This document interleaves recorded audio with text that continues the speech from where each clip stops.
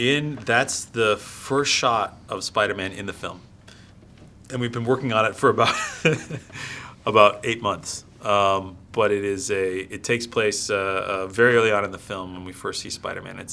We wanted to establish that iconic version of Spider-Man that we all know and love.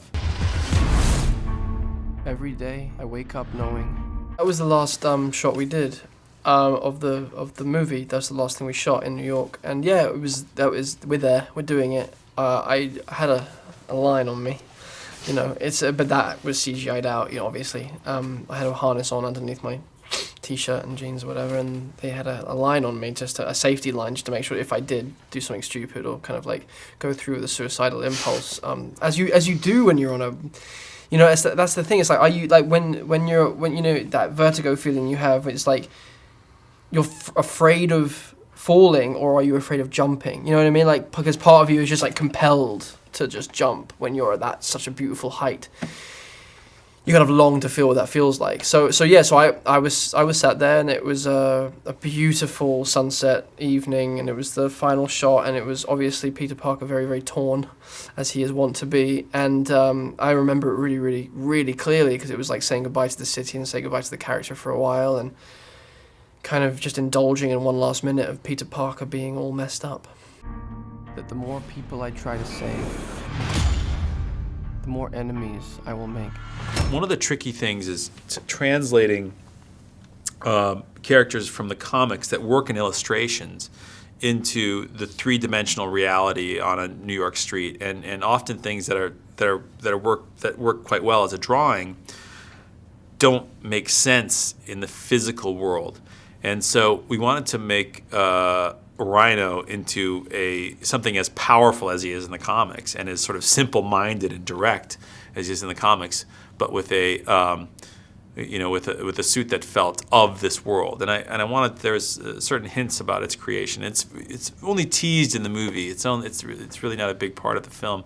But I wanted to again create something that felt majestic and quite powerful, but also something that Alexei could have put together himself. And it's just a matter of time before I face those with more power than I can overcome. I'm so sorry, I'm late. I had a traffic thing. Did your traffic jam have anything to do with being, I don't know, shot at by machine guns? Yeah. Oh, no, I was implying that. I've never played a character more than once, so it was interesting to kind of go into what's happened since her father's death, and she is potentially going to Oxford, and she graduates as valedictorian, so clearly she still has her wits about her enough to be working really hard at what she wants in life. Peter Parker. It's right after Peter and Harry see each other for the first time in a very long time. They've been childhood friends from this point, but they were estranged from each other. Harry went off to private school, and then they come back into each other's lives, and this is the first time they're going out and walking and talking, and it's that awkward moment when you haven't seen each other, someone for a long time, so it's awkward, but also you're old friends, so it feels like it feels like no time's passed at all. Harry Osborn. You're gonna want to see this. Oscorp. Get you under surveillance. Why? Isn't that the question of the day? I don't want to reveal too much of the plot, but there is. Peter learns about certain things about his past that will inform his future in very provocative ways. There's something you're not telling me, Aunt May. I once told you that secrets have a cost. The truth does too. Secrets have a cost, but the truth does too. I think there's a line that Aunt May said in the first movie, which was, "Secrets have a cost, Peter." And we recapped that line, and we reimagined it a little bit. She said, "I once told you secrets have a cost. I guess the truth does too." Which means that any way you cut it, Nice. there's going to be some challenges ahead.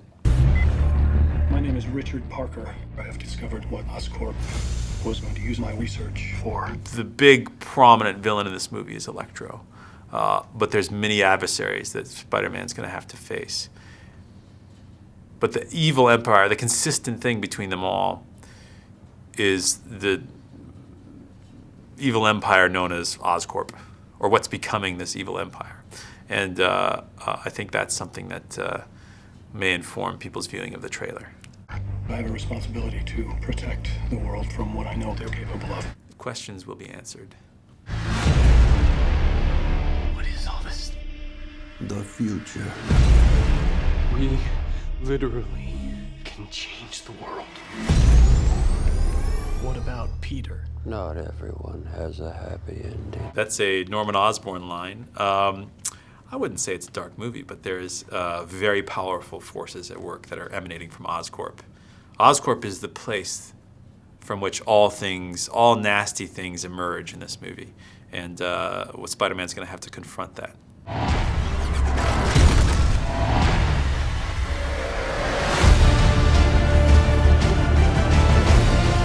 This is bigger than you, Peter.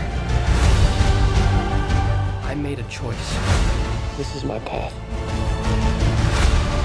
Soon, everyone in the city will know how it feels to live in a world without power, without mercy. One of the difficult things that Spider-Man and Peter Parker have to face is, the people he loves are often put into danger.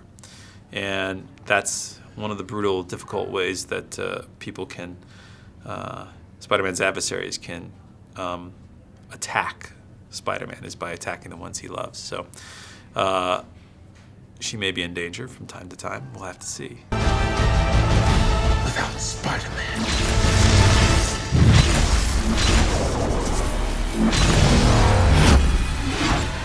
It was interesting. It was kind of freaky to have to be locked in that position for hours, and you couldn't. Even if they wanted to get you down, they had an emergency switch, but it would still take about 20 minutes to 25 minutes to get you out. So once you go in that contraption, you know you're going to be there for a few hours, so you had to get your mind set for that. And then it was about being Electro, finding the voice and finding the evil,